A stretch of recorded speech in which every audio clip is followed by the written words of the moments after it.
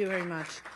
So such a pleasure to be here. Very grateful to the Heritage Foundation and every one of you to join us this morning. I have to say that looking back what has happened in the last years and especially in the last days, it seems like a miracle to be sitting here in a free country in front of people that have also given their lives to fight for freedom and justice and democracy.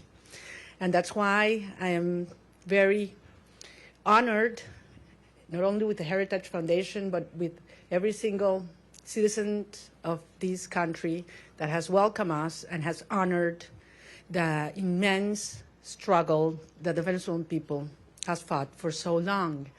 And finally, we can say that we are, yes, the threshold of freedom.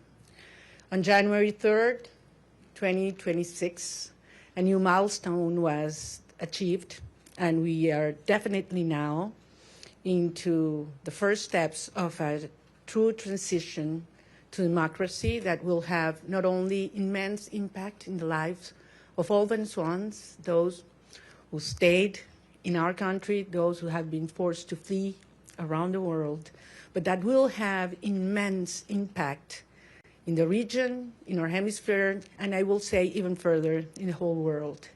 Because what we have proven is that a people determined to be free, even without resources, without money, without the free press supporting, even facing the most cruel tyranny, can prevail, because the force of conviction and the force of love is the strongest of all.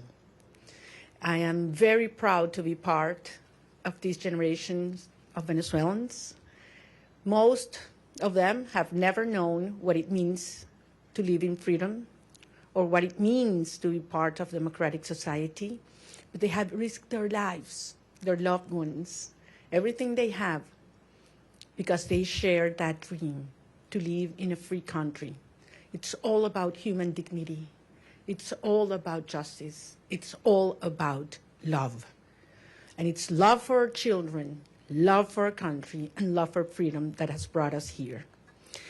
Now we face a very complex and delicate process. And as Venezuelans, we are absolutely grateful to President Trump, his team, his administration, and the people of the United States, because it took a lot of courage to do what he did.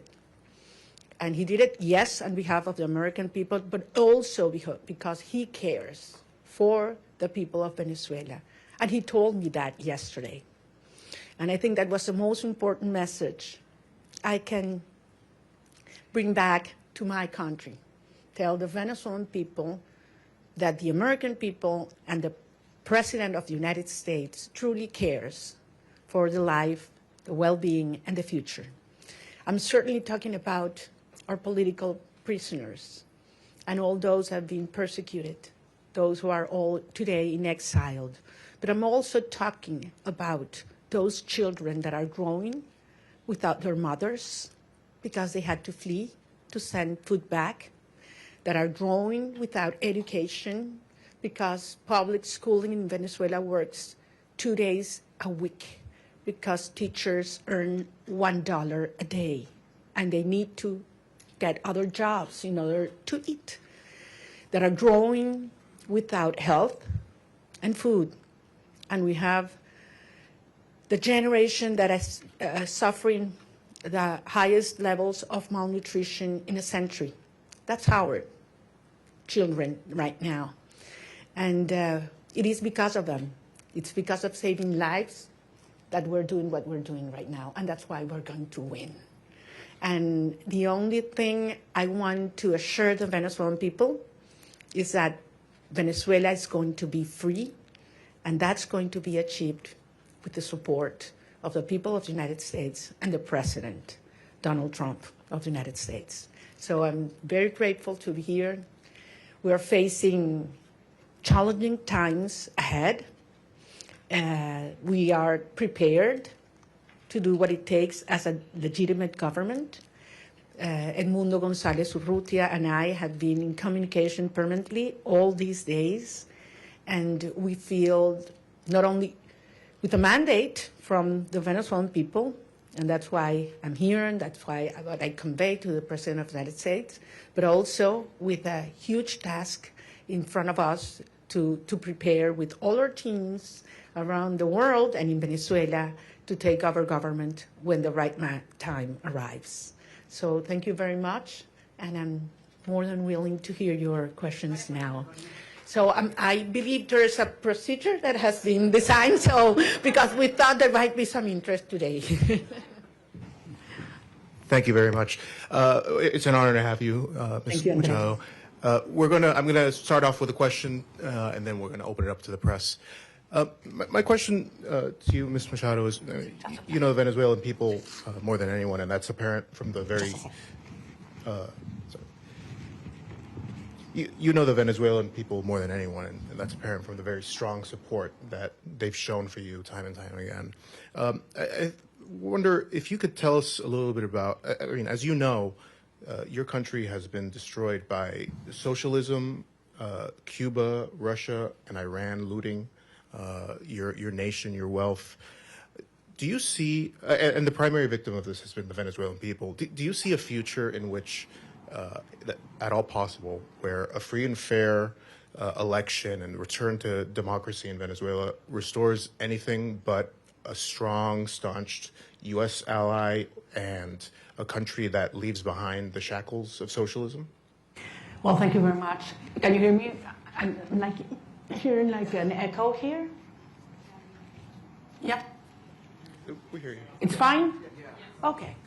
Well, I am very glad. No, there's a problem with an echo, right? No, please. So comfortable sitting down. You want me to stand up? You prefer that I stand up? No? That's better now? Okay.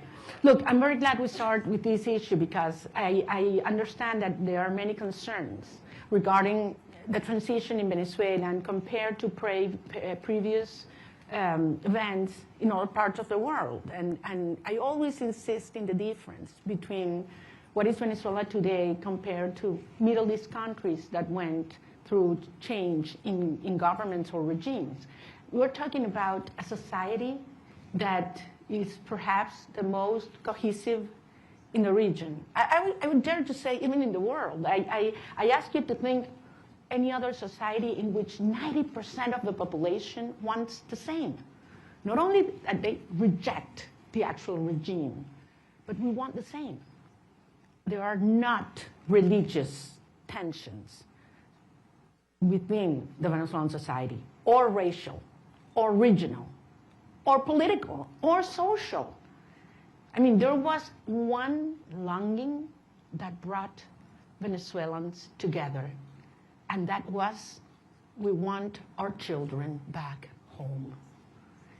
And it was that demand that I heard all around Venezuela in 2023, when we were moving forward to the primary process, that made me realize how powerful it was to unite a country, to tear down the barriers that the regime had built to divide us, you know, between rich and poor, black and white, left and right, military and civilians. And we brought a country back together.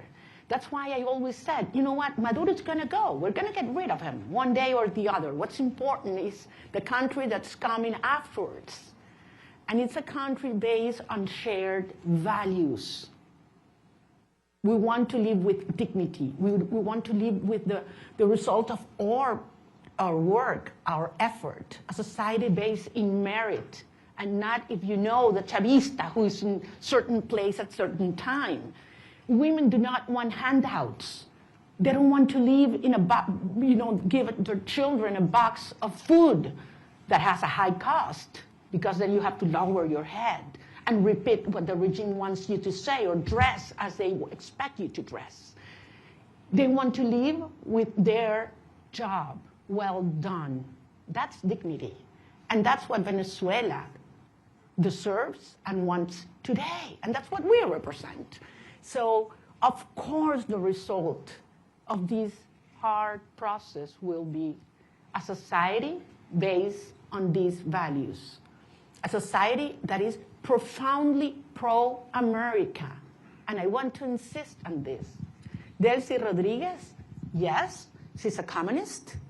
She's the main ally and representation of the Russian regime, the Chinese, and the Iranians. But that's not the Venezuelan people, and that's not the armed forces as well.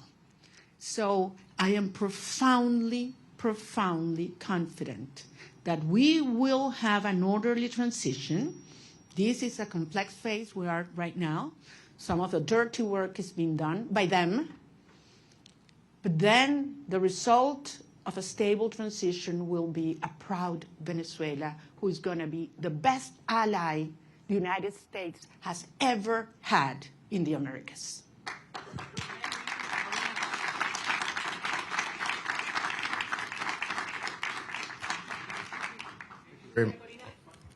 We're going to have a person come up and. Sorry for that. I'm gonna leave. Thank you very much. Hi, thank you very much for coming. I realize there's a lot of interest. We're going to try to get to every